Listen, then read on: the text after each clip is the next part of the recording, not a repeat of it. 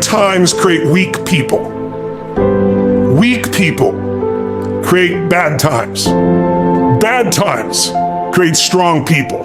Strong people create good times. My whole thing is leaders anticipate, losers react. If you can anticipate what's coming, you can really take advantage. If you wait till it hits you, you're in trouble. The biggest problem people have is they think they're not supposed to have any.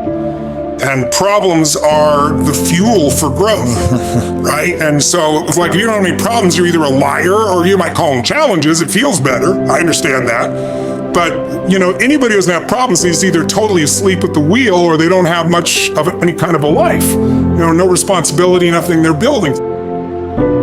But then there's fulfillment. And fulfillment is living what you're made for. Yes. It's a lack of confidence. No, it's a lack of mission. And then how do you get confident? You do stuff. Problem is that people think they have to know how. If you can figure out what you want and why you want it, and you get strong enough reasons that'll drive you late at night, it'll get you up early in the morning. I like winning. I like being the best at what I do. So I'm not going to settle for less than that. Why would I? Michael Jordan making 1,000 shots before you take a break. So you look at Jordan, or you look at, you know, LeBron, or you look at anybody who's the best in the world at what they do, and you go, aren't they lucky? But if you actually study them, you'll see they're doing things, they're practicing in private things that make them certain in public, and they get rewarded for what they do in public. Yeah. And you got to do the same. When you just know you're going to mess up, it's not going to be perfect. You're going to forget that line that you really wanted to say, but just put all the energy on the audience, everything starts to change. And so what matters? A few subjects, your body, because your energy matters. That energy is low. Everything I just said is worthless to you. Because when you're low energy, you don't use your full intelligence or ability. You need emotion. If you don't know how to master your emotion start wars. Emotion creates peace. Emotion gets you laid. Emotion gets you children. Emotion is what can make that business work or fail. And most people don't know how to direct their own emotions. Let me be conscious about feeding my brain things that are going to give me not only inspiration, but insight and skill and tools. 68% of the Fortune 1000 were started in either in a recession or a depression. The first skill you got to master to be great is the ability to recognize patterns. Before you get to the gym, you have to promise yourself that you are not going to go home a loser. And you will fight to the death to maintain your promise to yourself. I would rather die than acknowledge to myself that I'm that loser. I do not ever want to go home from the gym going, I'm a loser, I could have done more. There is nothing that I won't do. There's nothing that I won't do to avoid being a loser.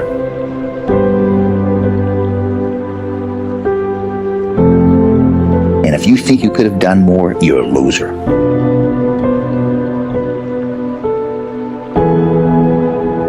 I wasn't talented. I wasn't talented in bodybuilding. I didn't have any genetics, but I had this attitude that I can do it. There's nothing I can't do. I believe that I can squat. I can do anything. There's a reason people don't squat. It's hard. It's hard. People don't want what's hard. They want what's easy, what looks showy. Forget about it. The same thing in life is the same thing here. You can do this. You can do anything.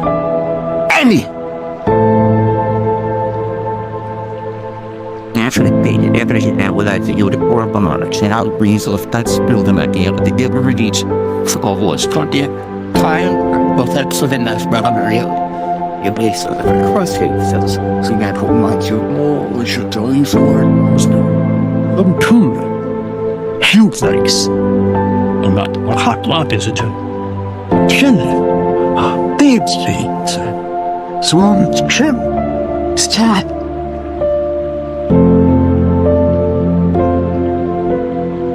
Going to the gym. You want success. You want results. You have to promise yourself. You have to achieve failure. You have to take it that far.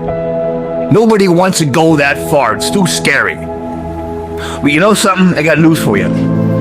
That's where winning is. My point is, I don't understand or I don't fathom the concept of fun. I don't wake up and think, what can I do for fun? I don't wake up and think, what is fun? I want fun. That never crosses my mind. I wake up and think, I have things to do. And if I don't have things to do, I'll find things to do. You can always do more work. There's no such thing as no work to do. After this podcast is done, you can really sit and you can make X amounts of clips. That's going to be done. And then you could watch it back and you can analyze every word you've ever said and you can find a way to say it differently. You can get a dictionary and find new words and you can learn them and you can memorize them. Then you could sit down and you could rehearse it and use those words and sentences to make sure you pronounce them correctly and you don't make any mistakes. Then you could always do more work from the same thing. The work is never ending. The money is never ending. So you have to find joy in your work. You have to find purpose at least. I don't know if I even find joy in my work because I'm stressed and annoyed. I'm furious all the time. What do you mean we've made $1.3 million today? It's a joke. Flip the computer. But it's you have to conquer the earth. Let's talk about this. Why did Genghis Khan wake up and think, you know what?